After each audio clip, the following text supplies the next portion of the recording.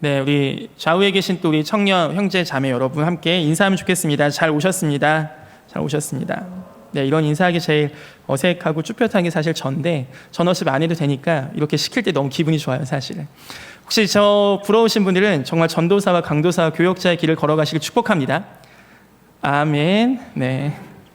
오늘 말씀은 이제 요한복음 4장 말씀인데 아마 대부분 우리 청년들 잘 아시고 많이 들어보셨을 겁니다. 우물가에 한 여인이 있는데 그 여인이 우물 길로 왔다가 예수님 만나서 예수님 물 좀 줘 했는데 당신이 왜 나한테 말 걸죠? 하다가 너 남편 데리고 올래? 내가 주는 물은 진짜 맛있는데 내가 주는 물은 한 번 먹으면 목마르지 않은데 하니까 여인이 나 그 물 주세요. 나 그래서 여기 우물 안 오게 해주세요. 나 여기 오는 거 너무 귀찮아요. 이렇게 얘기했다가 남편 데리고 와. 저 남편 없는데요. 했더니 예수님께서 그래 네 말이 옳도다. 네가 남편 5이 있으나 지금 사는 남자는 네 남편 아니니까 네 말 맞다. 이건 맞다는 걸까요? 틀리다는 걸까요? 그렇게 예수님께서 말씀하시고 그 여인이 벙쪄 있을 때 예수님께서 그 예배에 대해서 설명하시면서 바로 오늘 이 말씀을 하시고 사마리아 여인이 물을 뜨러 왔던 그 여인이 물동이를 버려두고 마을 동네에 가서 야 들어봐 내 있는 일을 다 아는 사람이 있다. 이분이 우리가 기다리던 그 메시아 아니야? 라고 여인이 얘기해서 사마리아 온 동네 사람이 와서 예수님을 믿었더라. 이 이야기가 4장의 이야기입니다. 이 긴 이야기를 제가 왜 이렇게 짧게 얘기하냐? 우리 청년들 중에 저한테 제가 이제 목자 일지라 그래서 우리 목자분들이 그 일주일 동안 했던 그 경건 일지 같이 저한테 보내주시는데 설교를 좀 더 짧게 해주시면은 목장 모임을 되게 풍성할 수 있게 할 수 있을 것 같다라고 하셔서 제가 오늘 과감하게 짧게 하려고 해요. 그래서 오늘 목장 모임 풍성하지 않기만 해봐야 돼요. 하나님의 은혜가 목장 모임에 가득 부어질 줄 믿습니다. 오늘 그래서 말씀 아마 대부분 배경에 대해서는 아실 거고 몇 가지만 제가 좀 같이 나누고 마치려고 합니다. 먼저 요한복음 4장 1절 잠깐 보실까요? 거기 보시면 예수께서 제자 삼고 세를 베푸시는 것이 요한보다 많다는 말을 바리새인들이 들은 줄을 주께서 아신지라. 굉장히 복잡하죠. 여기서 주어는 주님입니다. 예수님께서 아셨어요. 이게 가장 메인 문장이에요. 예수님 주어 그 다음에 아셨다. 뭘 아셨냐? 이 목적절이 뭐냐 했을 때 예수님이 제자가 많아지고 세례를 더 많이 주는데 그 당시 제일 잘 나갔던 세례 요한을 넘어갔다. 그러니까 대선 후보에서 1등을 지지를 추월하신 겁니다. 예수님께서 세례 요한 형님을 뒤로 제치시고 이것을 바리새인 그 당시 종교 지도자들 특히 백성의 민중의 선생이라고 하는 사람들의 어떠한 그 리더십이 너무나 중요했던. 그래서 이 시대에 약간 리더십 그룹이 두 가지였거든요. 하나는 성경에 나오는 사두개파예요. 하나는 바리새인파고. 이들이 이 민족들, 이 백성들에게 굉장히 큰 리더십을 발휘하고 있었는데 사두개파의 리더십은 어디서 나왔냐면 성전에서 나왔어요. 성전을 중심으로 해서 어떤 재정권이라든지 그리고 로마와 어떤 정치적인 결탁이라든지 이러한 그래서 이들은 사실 백성들의 어떠한 그 인기가 크게 중요하지는 않았던 것 같습니다. 오히려 로마와의 관계가 너무 중요했던 거죠. 그런데 백성들의 인기가 너무 중요했던 게 바로 바리새파거든요. 왜냐하면 바리새파가 지금으로 치면 막 민주화 운동하자, 우리가 개혁하자, 일어나자, 우리 다시 말씀으로 돌아가자 이런 개혁적인 성향을 띄었던 게 바로 이 바리새파였어요. 그러니까 민중의 지지가 너무나 중요했던 겁니다. 백성의 지지가 너무나 중요했고 근데 이 바리새인들이 들었을 때 뭐야? 백성들이 지금 어디로 가? 세례 요한한테 가는 줄 알았는데 세례 요한보다 더한 놈이 나타났네? 이게 예수님인 거예요 지금. 그래서 바리새인들이 계속 예수께 와서 당신이 누구요? 누구요? 얘기를 하는 거죠. 왜냐? 이러한 정치 지도자 그룹은 누군가 뜨고 있으면 얘가 내 편이 되지 않으면 얘를 없애야 되거든요. 이게 정치의 어떠한 선미 아니겠습니까? 이걸 지금 바리새인들이 하는 걸 예수님께서 아셨어요. 그리고 예수님은 어디로 가십니까? 유대 예루살렘 그 정치 지도의 가장 핵심적인 곳이 아니라 떠나서 갈릴리로 가십니다. 즉 서울 여의도를 떠나서 저기 개마고원으로 지금 가시는 길이세요. 자, 이 예수님께서 가시는데 우리 이런 모습 보면 우리 예수님은 너무나 분명하세요. 우리 한가람교회의 어떤 리더십 그룹, 한가람교회 청년부의 임원들 혹은 한가람교회 청년부가 많이 오면 좋아할 겁니다. 우와 부흥한다, 우와 감사하다. 그런데 예수님은 다른 생각이 있으실 수 있으세요.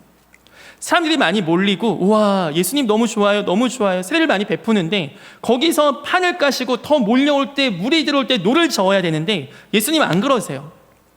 이들이 어떠한 정치적인 커넥션을 갖고 의도를 갖고 접근할 때마다 예수님은 늘 그냥 아무도 안 보는 곳에 계속 가세요. 그냥 저기 이방 땅도 한번 가시고 수로보니게도 가시고 두로도 가시고 저기 가버나움 가시고 별로 인기 없는 데를 계속 가세요. 그게 사실 예수님의 주 사역지였어요. 오히려 가장 그 정치적인 집중도 그리고 종교적인 집중도가 몰려있는 예루살렘은 명절을 중심으로 한 때 외에는 많이 가지 않으셨어요. 이게 예수님의 사역 패턴입니다. 우리 한가람교회 혹시 우리 청년들 중에 아싸라고 본인이 생각하시는 청년들 있습니까? 그분들이 바로 부흥의 주역이세요. 아멘. 우리 예수님의 사역 원칙은 너무나 동일해요. 하나님의 어떤 부흥을 주시는 때를 보면은 늘 나사렛 예수 같은 분들, 갑자기 이단이 될 수 있습니다. 나사렛 곳에서 나올 수 있는, 정말로 아무도 주목하지 않고 아무도 제가 설마 그렇게 하겠어? 하는 그 친구가 하나님께서 늘 변화를 시켜주시고 그분들을 한 명씩 한 명씩 일으키시고 데리고 가시더라고요. 하나님의 역사가 우리 한가람교회에 살아있다면, 우리 청년부에 살아있다면, 우리 예수님은 아무의 손도 닿지 않고 아무의 관심도 닿지 않은 그 마음과 영혼에 찾아가시는 줄 믿습니다. 오늘 예수님이 그렇게 사마리아 여인 한 명을 찾아가세요. 오늘 4장은 굉장히 길거든요. 근데 이게 누굴 위한 거냐면 사마리아 여인 한 명 만나려고 이 작업을 하세요. 거기다가 4장 4절 가보세요. 사마리아를 통과하여야 하겠는지라. 자, 여기 굳이 이 말을 왜 넣었을까요? 사마리아를 통과하여야겠는지라. 이게 아마 제가 한 2년 전에 이 설교 본문할 때 아마 설명했을 텐데 제가 대충 설명할 테니까 모르시면 선배들한테 찾아가세요. 사마리아는 그 당시 남유다 북이스라엘 이런 거 들어봤으면 할렐루야고 안 들어봤어도 괜찮아. 자, 사마리아는 어떤 동네였냐?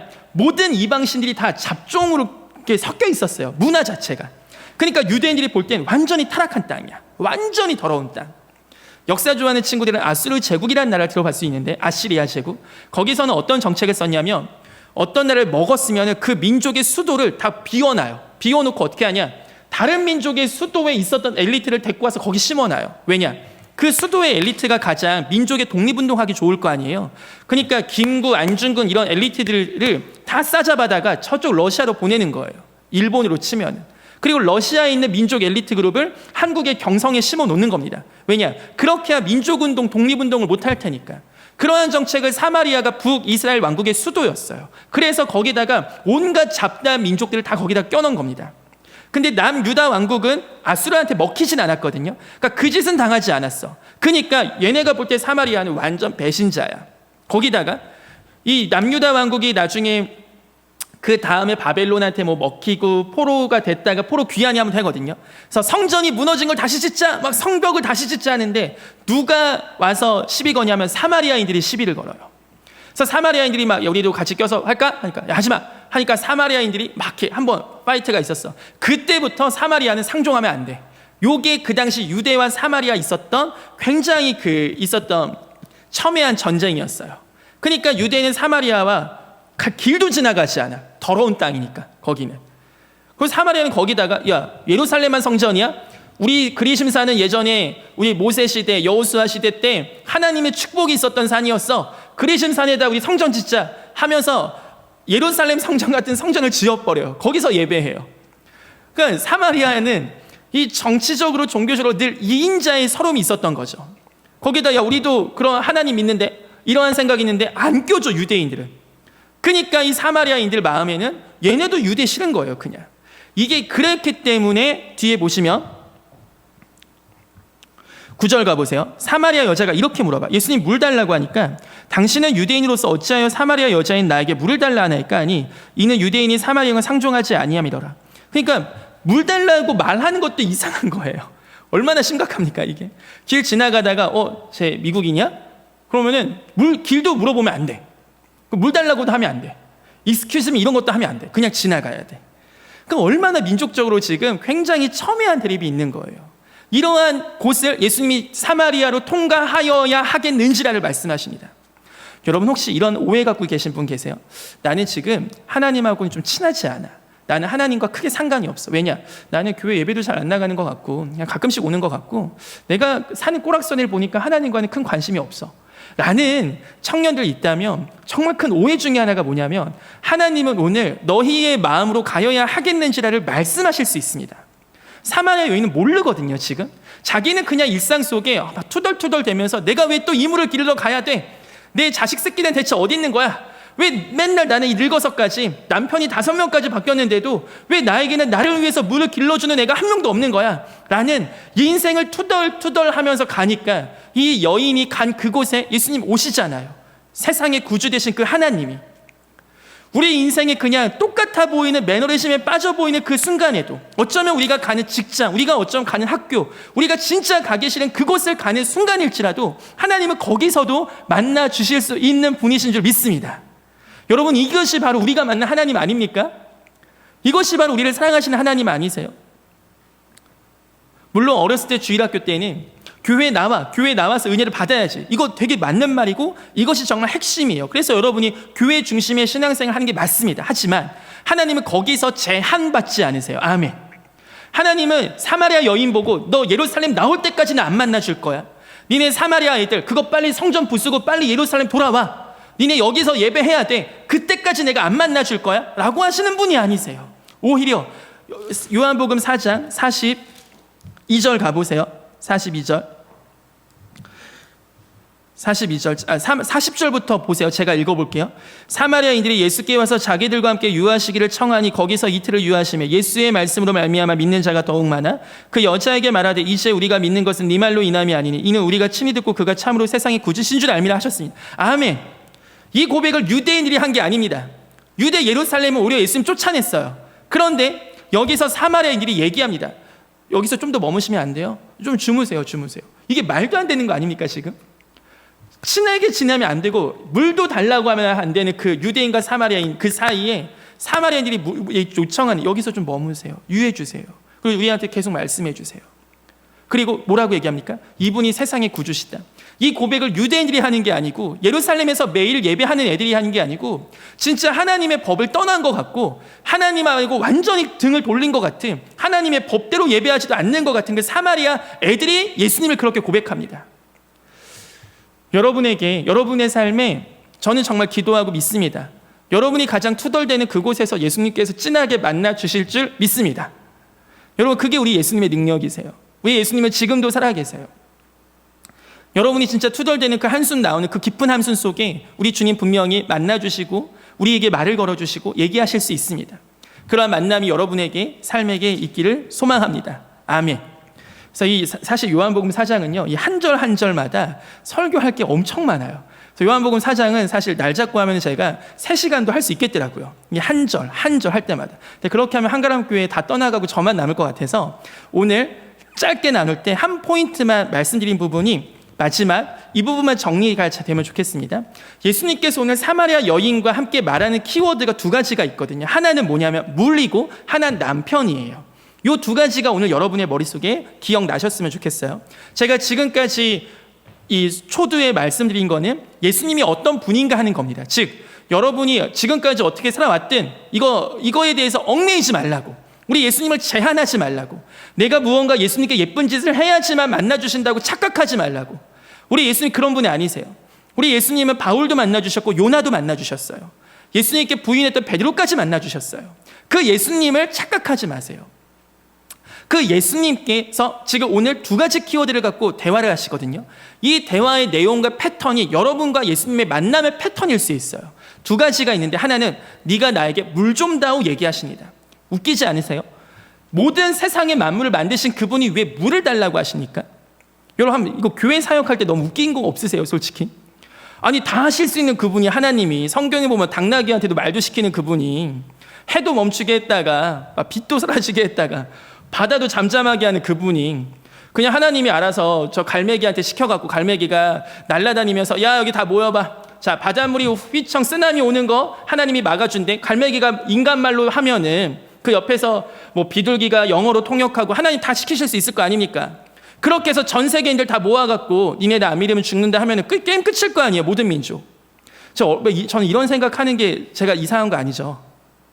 이런 생각 하지 않으세요? 교회 사역 굳이 왜 합니까? 우리가 주일학교 봉사 왜 해요? 하나님께서 롤 세계에 접속하셔서 하나님이 다 정복하시고 롤에 접속한 모든 애들한테 동에서 서까지 야 니네 나 믿어라, 한번 버그만 푸시면 끝나는 거 아닙니까? 그런데 우리 하나님 왜 그렇게 안 하시냐고요. 왜 구질구질하게 물을 지금 갖고 가기 싫어하는 그 사마리아 여인에게 굳이 물을 달라 하십니까? 시간이 없는 여러분한테 왜 시간을 내서 섬기라고 하십니까? 하나님이. 돈이 없는 여러분한테 왜 하나님께서 너의 재정을 들어서 섬기라고 하십니까? 왜 그러실까요, 하나님? 저는 이게 너무 이해가 안 됐어요, 솔직히.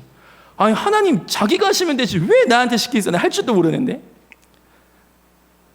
근데 오늘 예수님께서 사마리아 여인에게 물을 달라 하시거든요. 여러분, 이게 여러분의 인생에 있으셔야 돼요.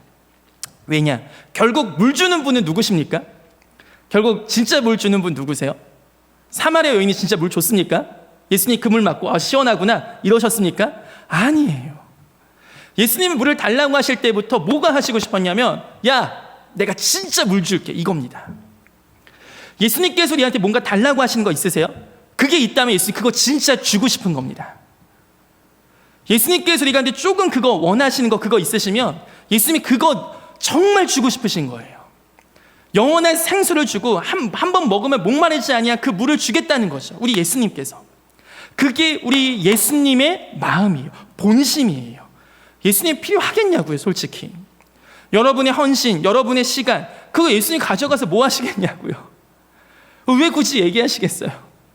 주시려고. 진짜 그거 주려고.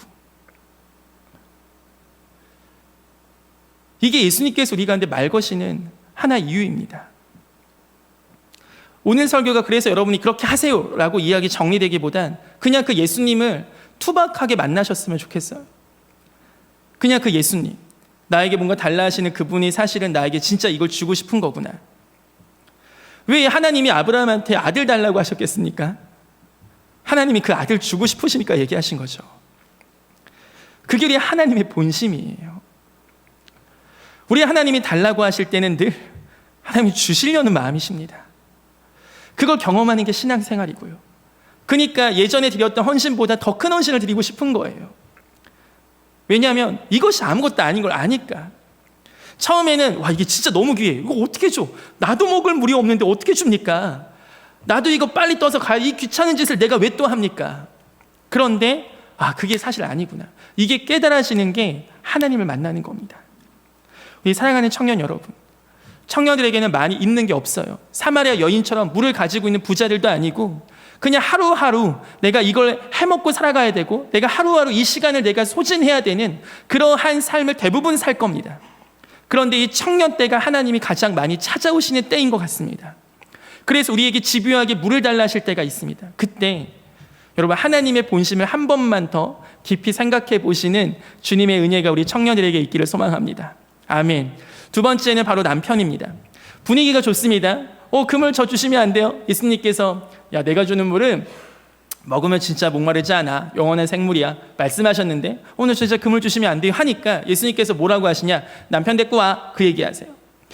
이 당시에 이 남편이 5명을 바뀌었다고 하잖아요, 지금. 그러니까 막 우리로 치면 진짜 바람둥이네 라고 할 수 있는데, 이 당시 어떤 성경학자들께서는 사실 바람을 막 펴서 5번 바꿨다는 것보다는 이 당시의 문화적 상황 속에서 아마 남편이 일찍 죽었거나 이 대를 이을 수가 없다 보니까 이 여인이 살 수 있는 방법으로 그냥 이 남자 아내도 되었다가 첩도 되었다가 아마 이렇게 그래서 굉장히 기구한 인생이었을 것이라고 이야기하는 게 사실은 더 좀 상식에 맞습니다. 그러니까 이 여인은 지금 남편을 데리고 오라는 이 말이 이 여인에게는 사실 되게 무서운 말일 수 있거든요.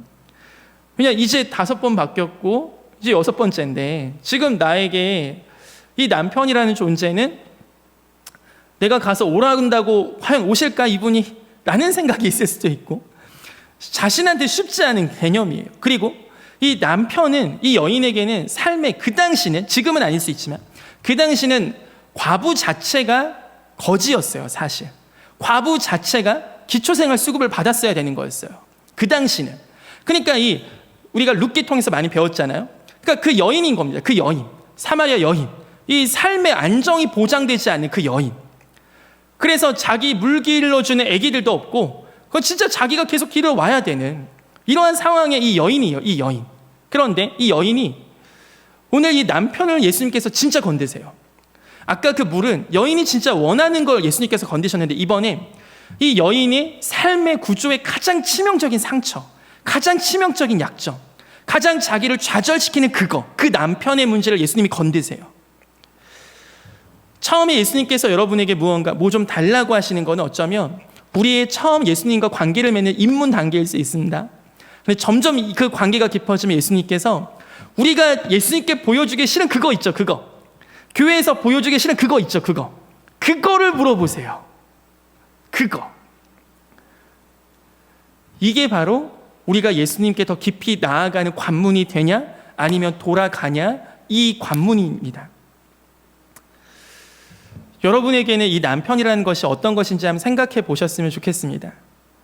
여러분의 삶에 큰 좌절감을 느끼게 했던 그거 하나 혹시 있으십니까? 혹은 계속해서 내가 추구하고 계속해서 내가 이게 있어야 난 살 수 있어, 내가 이게 있어야 살 수 있어, 이게 있어야 살 수 있어, 그런데 없다 보니까 너무나 큰 결핍을 느끼는 그거. 그게 다양할 수 있어요. 어떤 분은 뭐 결혼일 수도 있고, 어떤 분은 그게 취업일 수도 있고, 어떤 분은 그게 삶의 어떤 안정성일 수 있고, 어떤 분은 다른 어떤 것일 수 있겠죠. 그런데 오늘 예수님께서 그걸 건드세요. 굳이 그걸 건드세요. 이게요, 그렇기 때문에 이게 힘든 겁니다. 교회를 내가 열심히 다니는데 왜 내가 원하는 거 안 되지? 교회를 내가 열심히 다니는데 왜 나는 남편이 5번째 해야 되지? 교회를 내가 열심히 다니는데 왜 나는 대학교를 원하는 곳에 못 가지? 왜 난 재수, 3수, 4수, 5수, 6수, 7수 계속해도 내가 원하는 그거 못 얻지? 그거 갖고 오라. 예수님 왜 이것까지 건드세요? 우리 그냥 나이스하게 기브 앤 테이크 하면 안 됩니까? 나 적당히 주님 섬겨주고 주님이 나 적당히 보호해 주시고 좀 그런 관계 안 됩니까? 근데 예수님 그렇게 안 하세요. 성경이 그렇게 안 하세요. 굳이 아브라함 불러다가 그냥 바로 아들 주셔서 잘 먹고 잘 살게 해서 아들들 많이 낳고 살았으면 얼마나 좋습니까? 전래동화 같이. 근데 굳이 25년 동안 아들 계속 안 주시다가 100살 넘어서 그 여성으로서 폐경기가 이미 끝난 그 할머니를 통해서 아들 낳겠다고 약속하시고, 그거 웃었다고 이름 자체를 웃음, 이삭이라고 지어버리시고, 그렇게 해서 난 아들 좀 커서 이제 얘 아들한테 좀 후계자 훈련해야 되는데 걔 죽이라고 하시고, 이런 하나님이 대체 어디 있습니까? 우리가 지금 예배하는 하나님이 그 하나님이세요. 지금 가서 남편을 데려와라. 우리의 그 남편의 문제가 그래서 마지막 해결되는 시간이 필요하거든요. 근데 예수님이 굳이 남편 이야기를 하셨느냐? 이 우물가를 하면 우리는 잘 모르지만 아마 여러분 세대도 모르겠죠. 제가 어렸을 때는 어른들이 하는 농담 중에 물레방아라는 이야기가 있었어요. 물레방아. 저는 보지도 못했지만 제가 어렸을 때 막 빨간 비디오도 있잖아요. 그러면 물레방아에서 뭐 남자 여자가 만나서 옛날에 어떻고 저렇다고 했다. 그래서 항상 그런 야한 코드로 물레방아를 딱 얘기하면 물레방아 하면 남자와 여자의 그런 에로틱한 느낌이 담겨 있는 그 장소적인 그 모티베이션을 주거든요. 그래서 그 당시 나왔던 영화들은 물레방아 장면이 항상 그 성인 비디오나 이런 거 있었던 것 같아요. 제가 봐서 하는 거 아닙니다. 들어서 하는 겁니다. 자, 그런데 이 우물가가 그랬어요. 구약에서 아브라함의 종이 리브가 이삭의 아내가 될 여자를 만난 곳이 우물가였고, 모세가 자신의 아내가 될 십보라를 만난 것이 우물가였습니다. 즉 우물가는 계속해서 구약에서는 마치 소개팅하는 장면, 남자 여자가 첫 번째 만나는 그 장면을 얘기하거든요. 오늘 예수님께서 사마리아 와서 굳이 우물가에서 만나신 이 장면은 이 유대인들에게, 이 복음서를 맨 처음 읽는 이 지방의 산의 백성들에게는 어떤 느낌을 주냐면 남성과 여성이 만나는, 그리고 이 결혼하게 되는 신랑과 신부의 개념을 이야기하게 됩니다. 남편 이야기 나오면 여러분 이게 기억나시면 좋겠어요. 요한복음 3장에 세례요한이 이런 고백을 했어요. 신랑이 신부를 취하지만 그 음성을 듣고 기뻐하는 건 신랑의 친구다. 즉 세례요한이 그게 고백이었거든요. 예수님을 신랑으로 비유하고 백성들을 신부로 비유합니다. 그리고 예수님께서 우리 요한복음 2장에 보면 물을 포도주로 변화시키시거든요. 그때 포도주는 신랑이 준비하는데 결국 그 포도주를 준비한 건 누구였습니까? 예수님이셨어요. 즉 요한복음은 계속 지속적으로 무슨 얘기를 하냐면 예수님께서 신랑이 되신다는 이야기를 계속 하시는 거예요. 지금. 그럼 오늘 예수님께서 사마리아 여인에게 남편 이슈를 꺼내시잖아요. 아까 예수님께서 사마리아 여인에게 물 이야기를 했을 때는 진짜 자기가 생수다 말씀하셨죠. 남편도 마찬가지입니다. 예수님께서 남편의 이야기를 꺼내실 때 네가 정말로 붙잡고 있는 그 너의 삶의 두려움에 가득 있는 그거, 너를 좌절시키는 그 남편의 문제. 근데 사실 진짜 참된 남편은, 진짜 너를 보호해주고 진짜 너의 삶을 붙잡아주는 그 남편은 누구냐면 나다. 이 말씀이 바로 이 우물가의 예수 그리스도께 있는 겁니다. 여러분이 예수님을 정말 12해 동안 혈루병 걸렸던 여인이 지나가시다가 예수님 옷자락이라도 붙잡는 것처럼 여러분이 예수님을 좀 붙잡는 은혜가 있었으면 좋겠습니다. 이 사마리아 여인에게 남편은 사실은 결국은 어디까지 가냐면 두려움으로 가요. 이 남편이 없으면 자기는 두려운 거죠. 우리 청년들도 지금 두려움이 있을 겁니다. 내가 성공하지 못할 거란 두려움, 내가 직장을 구하지 못할 거라는 두려움, 혹은 내가 직장을 구했다 하더라도 이 직장이 나한테 맞지 않을 거라는 두려움, 내가 10년 뒤에, 내가 20년 뒤에, 지금 막 비투다, 영끌족이다, 지금 얼마나 두려움이 팽배해 있습니까? 미국에서 금리 올렸다 그래서 지금 얼마나 지금 팽배해 있어요, 우리 두려움이. 그래서 사실 믿음의 가장 반대말을 불신이라고 안 하고 두려움이라고 얘기하는 거죠. 여러분을 두렵게 하는 그 남편들이 분명히 여러분의 삶에 있을 거예요. 저에게도 있고요. 그런데 우리 이 시간 기도하고, 우리 이 시간 알잖아요. 우리가 몰라서 못하는 게 아니잖아요. 아는데 연약하니까 안 되는 거잖아요. 그거 어떡합니까? 한 번 더 고백하고 한 번 더 선포해야죠. 내가 그렇게 못할지라도 그런 척이라도 계속 흉내 내보는 거죠. 그러다 보면 하나님께서 우리 가운데 그러한 모습으로 계속하여 빚어가 주실 줄 믿습니다. 예수님이 나의 참된 남편이 되시는구나. 내가 진짜 지금 붙잡고 있는 그게 있는데 그게 안 되면 너무나 안 될 것 같은 그 마음이 있는데, 사실 생각해 보세요. 우리가 10년 전에 여러분 중고등학생 때 초등학생이었던 것도 있죠. 여러분 진짜 구하고 싶은 그거 있죠, 그거. 우리 30대 청년들 수능 생각해 보세요. 수능 끝나면 다 될 줄 알았잖아요. 솔직히 고3 때만, 고2 때만 생각해도. 내가 원하는 대학 가면 인생은 정말 로맨틱해질 거라 생각했잖아요. 그런데 그게 아니라니까요. 안 된다고. 대학교 가나 대학교 못 가나 사실상 이제 다 똑같이 경쟁 시대 속에 완전 들어와서 어른으로서 됐는데 나는 아직 안 컸는데 세상은 나보고 어른이라고 하네. 모든 책임은 네가 져야 된다고 하네. 모든 선택은 왜 이렇게 할 게 많아 이제. 대학교 수업 하나 듣는 것도 왜 이렇게 힘들어. 이 모든 것들을 다 경험하면서 뭘 경험했습니까? 계속 힘들 거예요, 우리 인생은. 계속 뭔가 고난이 오고 챌린지가 올 겁니다. 이거 해결돼도 이 남편 구해도 또 안 된다고요. 내가 진짜 원하는 그거 돼도 안 된다고요. 그 뒤가 없어요. 여러분 진짜 예수님 붙드세요. 참된 남편 예수님이십니다. 우리 삶에 진짜 보호해 주시는 분, 그분 예수님이세요. 마지막으로 저희 이야기하고 마치겠습니다. 저에게는 이 남편이 무엇일까 했을 때 저에게는 지금 먹고 사는 과외더라고요. 이 과외 한 명 하다가 한 명하고 또 틀어져서 안 되면 그때 나의 수입이 줄어드니까 당장 소외 초코송이 사주는 개수가 줄어들 수 있잖아요. 그럼 나와 소외의 관계가 혹시 멀어지는 거 아니야? 그런 두려움이 제 안에 있을 수 있죠. 그런데 제 마음 가운데 어느 순간 맞아, 이거 없어도 되지. 저거 없어도 되지. 그래, 저거 없어도 되지. 저거 없어도 되지 하면서 제 마음 가운데 너의 진짜 남편 누구니? 너를 진짜 지탱해주는 사람은 누구니? 너를 진짜 지탱해주는 그거는 누구니? 했을 때 예수님께서 나에게 진짜 이걸 알려주시려고 하나 보다 라는 마음이 들더라고요. 여러분은 1998년 IMF를 모르실 수 있지만 그때 굉장히 많은 가장들께서 40대 우리 아버님들께서 극단적인 시도를 많이 하셨습니다.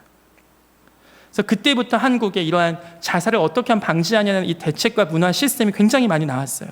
왜냐하면 한국 사회를 지탱하는 그 그룹이 무너지니까. 왜? 두려움이 엄습한 거죠. 앞으로 먹여 살릴 애들이 너무나 많은데 자기가 꾸려가야 되는 그 삶 속에서 명예퇴직 당하시고 구조조정 당하시니까 감당이 안 된 겁니다.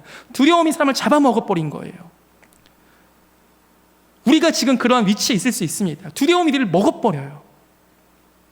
유일한 방법이 딱 하나예요. 여러분, 예수님 붙듭시다. 예수님 붙드는 겁니다. 그 두려움이 두려워하는 게 예수님이거든요. 우리를 먹으려고 하는 그게 두려워하는 게 예수님입니다. 우리는 별로 예수님을 무서워하지 않을 수 있는데 세상 모든 악한 것들은 예수님 무서워하니까 우리 예수님과 같이 붙어 있어야 돼요. 그 예수님과 붙어 있는 삶, 그리고 예수님을 소망하는 삶, 예수님을 부르는 삶, 기도하는 삶, 여러분의 인생에 정말 간절히 있기를 소망합니다. 그래서 오늘 이번 주에 제가 전화한 우리 청년 중에 한 명이 이런 이야기를 했어요. 그래서 너무 좋더라고요. 그게 뭐였냐면은 직장에서 기도를 하는 게 너무 힘들대요. 그래서 기도하려고 하면 눈물이 날 것 같아서 너무 못 참게. 제가 그 얘기를 들으면서 와, 제가 진짜 기도하는 친구구나라는 생각이 들더라고요. 직장에서 여러분이 대표 기도하듯이 준비해서 하나님이 그거 원하실까요, 지금? 기도하고 싶다. 나 너무 힘들어. 하나님 도와주세요. 그 기도하려고 하는 생각이 이미 기도인 거죠. 하나님 그거 얼마나 예쁘게 보시겠습니까? 그런 딸이, 그런 아들이 몇 명이나 있겠어요. 그냥 힘들면 노래방 가서 풀고, 힘들면 술 마시며 풀고, 다 이렇게 푸는 청년들 속에 힘들다고 하나님 앞에, 하나님 나 힘들어요, 도와주세요, 이렇게 하나님 생각하는 청년이 몇 명 있겠냐고요. 여러분, 그렇게 여러분의 사마리아 여인이 우물가에서 예수님 만나든, 여러분의 직장과 학교에서 예수님이 만나시는 그 은혜가 있기를 소망합니다. 아멘. 네, 약속한 시간이 2시가 돼서 기도하고 마칠 겁니다.